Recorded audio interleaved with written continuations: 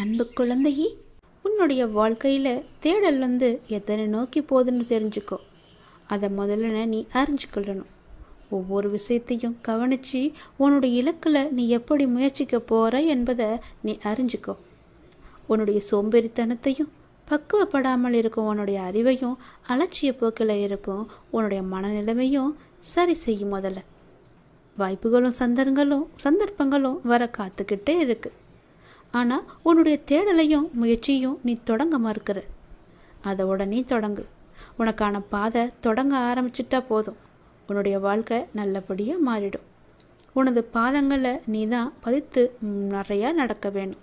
மற்றவங்க கையை பிடிச்சிட்டு தான் நான் நடப்பேன்ற எண்ணத்தை முதல்ல அடியோடு நீ வேரோட பிடுங்கி எடுத்துரு. அதை மறந்துடு. நமக்கு வாய்ப்புகள் வரும் என்று காத்திருந்து உன் காலத்தை அதிலேயே நீ தொலைச்சிக்கிட்டே இருக்க.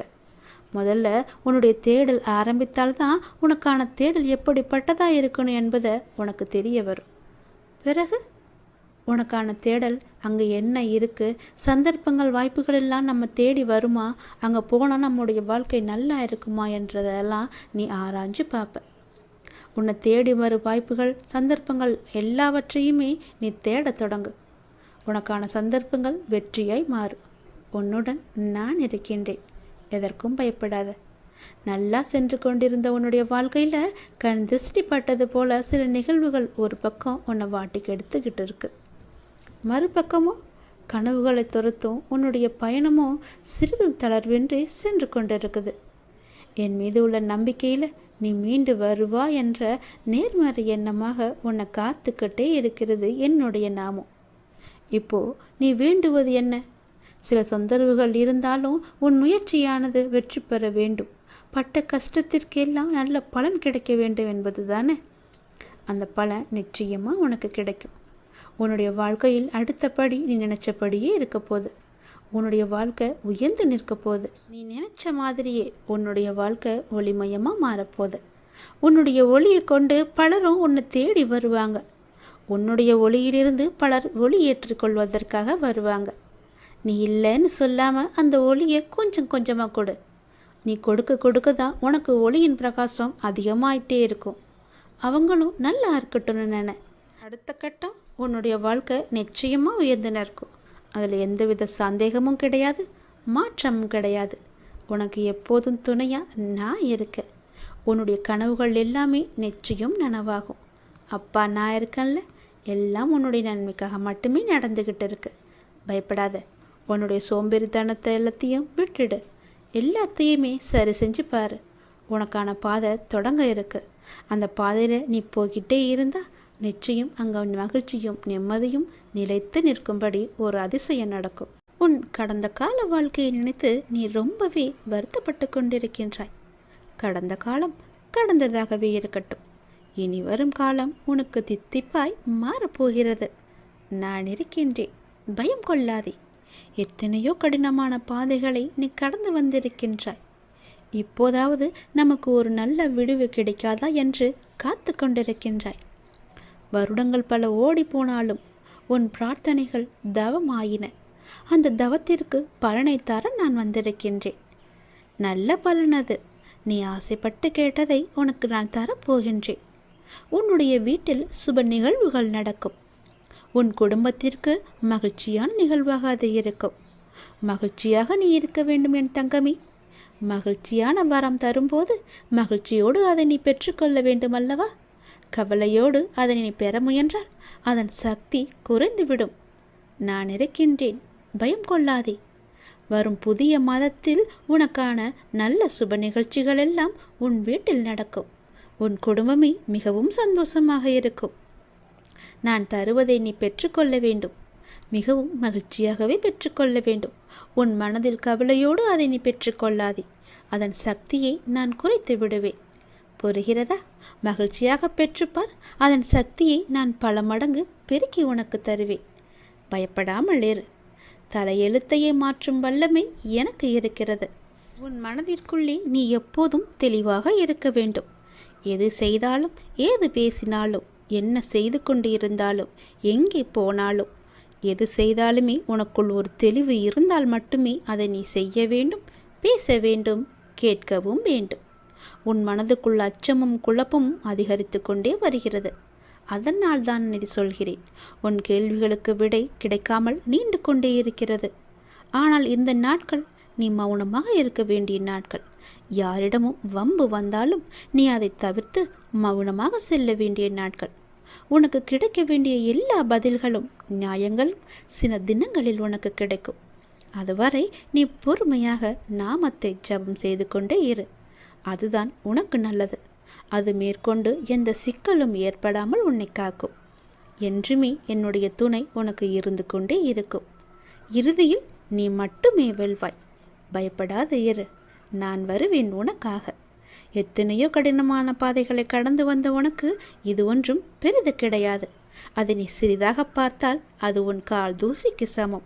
பிரச்சனைகளை கண்டு பயப்படாதே. மகிழ்ச்சியாக நான் கொடுப்பதை நீ பெற்றுக்கொள். உன் வீட்டில் சுப நிகழ்ச்சிகள் அடுத்த மாதமே தொடங்கும். நல்லது நடக்கும். சந்தோஷமாக பெற்றால் பல மடங்கு சக்தியை நான் தருகிறேன் உனக்கு. நீ என்னை வந்து தரிசித்தால் உன் வாழ்வில் சில பிரச்சனைகள் சரியாகும் என்று உன்னுடைய மனம் அவ்வப்போது ஏதோ அசிரிரி போல சொல்லிக்கொண்டே இருக்கிறதல்லவா? அதனால் உன் மனம் அதையே ஏங்கிக் கொண்டிருக்கிறது.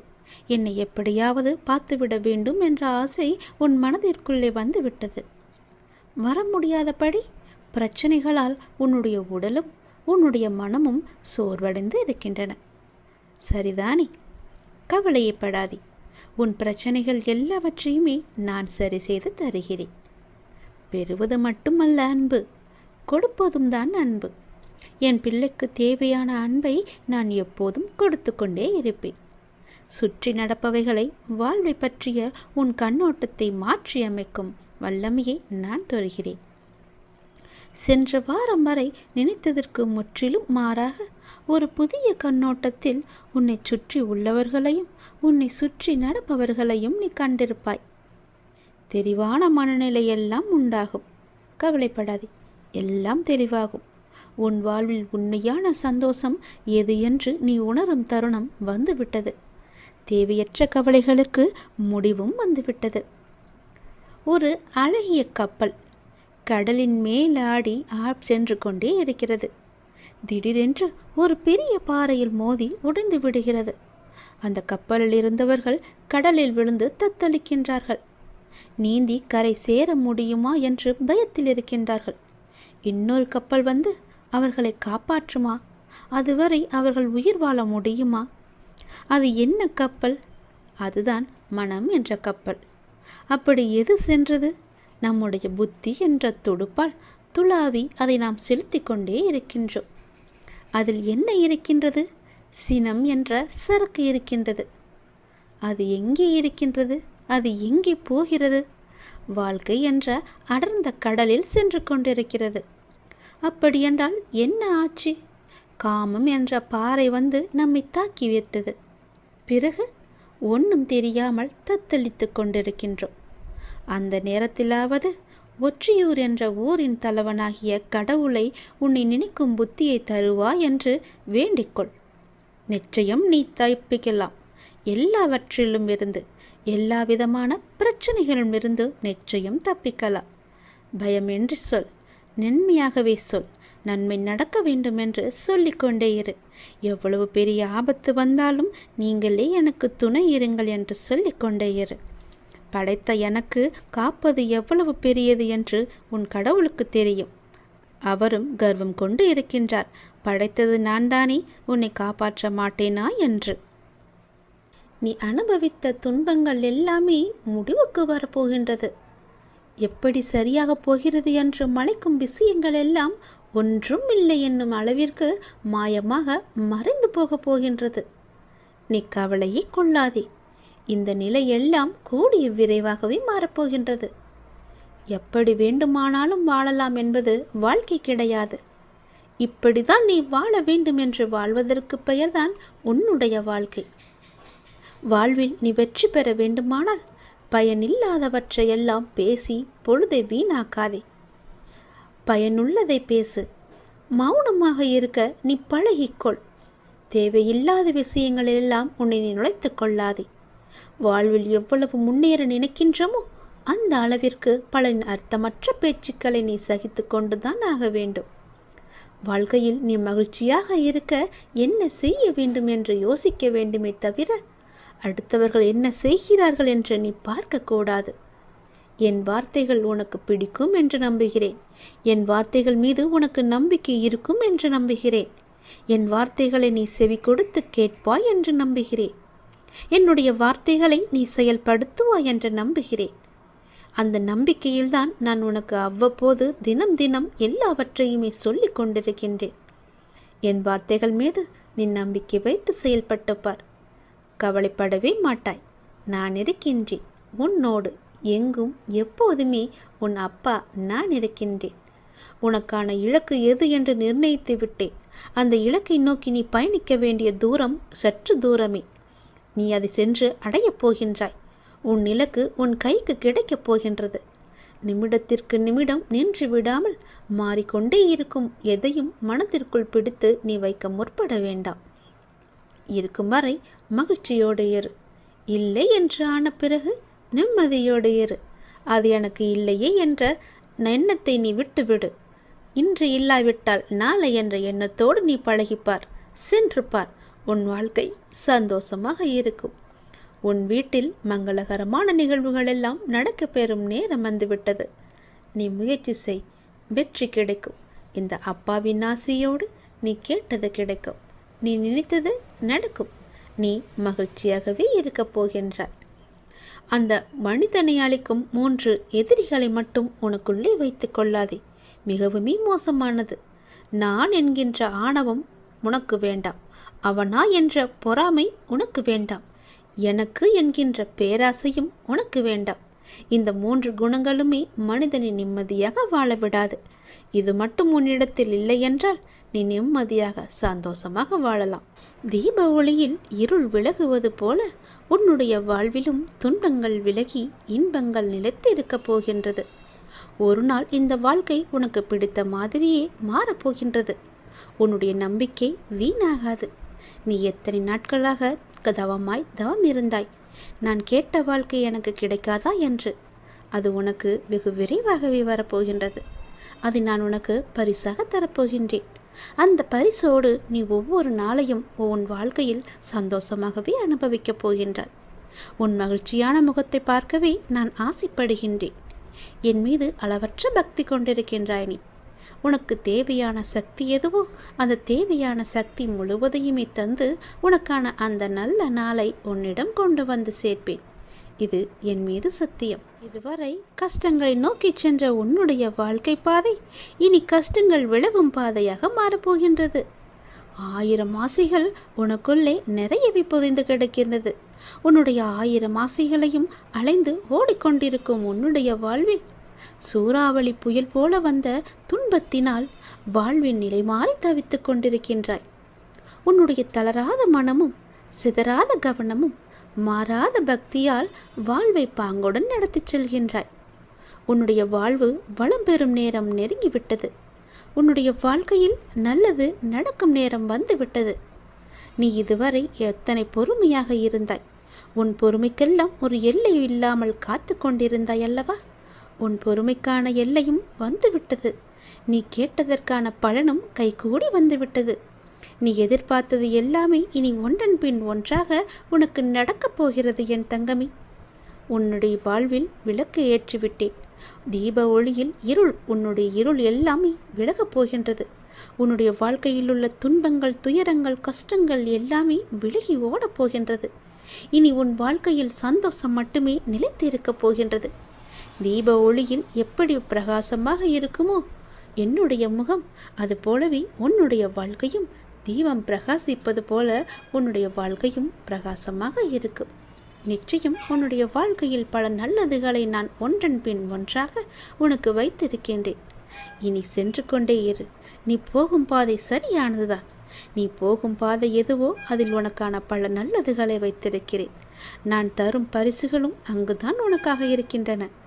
உன்னுடைய வாழ்க்கை உனக்கு பிடித்த மாதிரியே சந்தோஷமாகவே இருக்கப் போகிறது.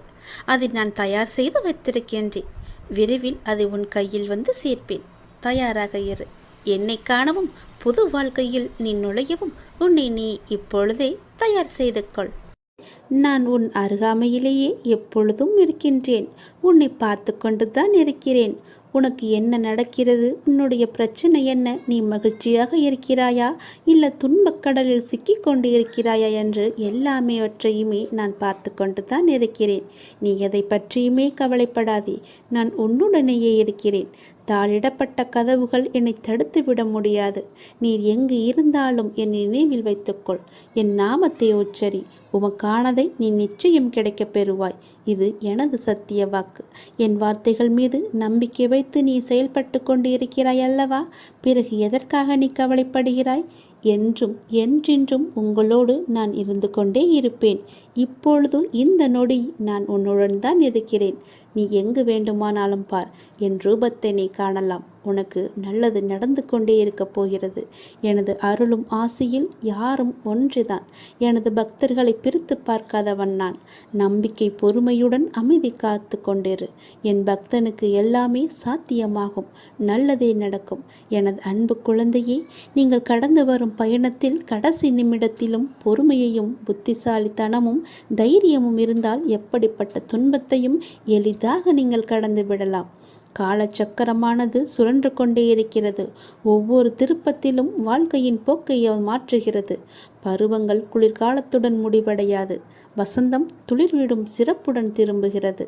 சுழலும் சக்கரம் மேலும் கீழும் அசைவது போல ஒரு நீண்ட இரவுக்கு பின் அழகான ஒரு வெளிச்சம் வருவது போல ஒரு பிரகாசமான ஒளி உதயமாகும் இல்லவா? அது போலத்தான் உங்களுடைய இன்பங்களும் துன்பங்களும் நம்மை தவிர்க்க முடியாமல் பின்தொடர்ந்து கொண்டிருக்கின்றன. இவை எல்லாமே உன்னுடைய முன்ஜென்ம கர்மாக்கள்.